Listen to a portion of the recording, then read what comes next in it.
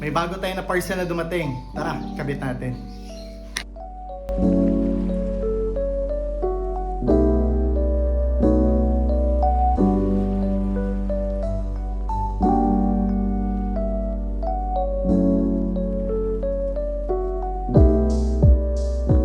So yun, konting update lang din pala. Ito dito sa yung sa neck ng V2. Ayan, pinalitan ko na din siya ng itim. Pati yung knob, itim na. Yung dating kulay kasi niya, ganito. So pinalitan ko siya ng itim. Kasi para, ganyan siya tingnan. Malinis.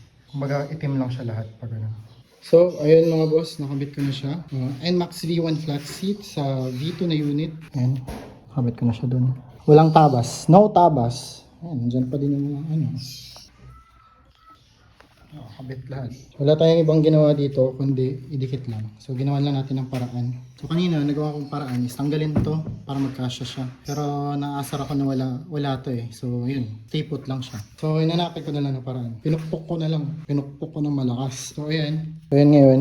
Kailangan mo lang siya tulakin dito ng area. Ito, may sweet spot siya para ma-lock mo siya. So, dito mo siya tutulakin sa may bandang ilalim. Yun, nag-lock na siya. Tapos para hindi ka mahirapan na buksan siya. Kasi matigas ito eh. Matigas dito eh. Ayan. So kailangan mong pindutin talaga para bumukas siya.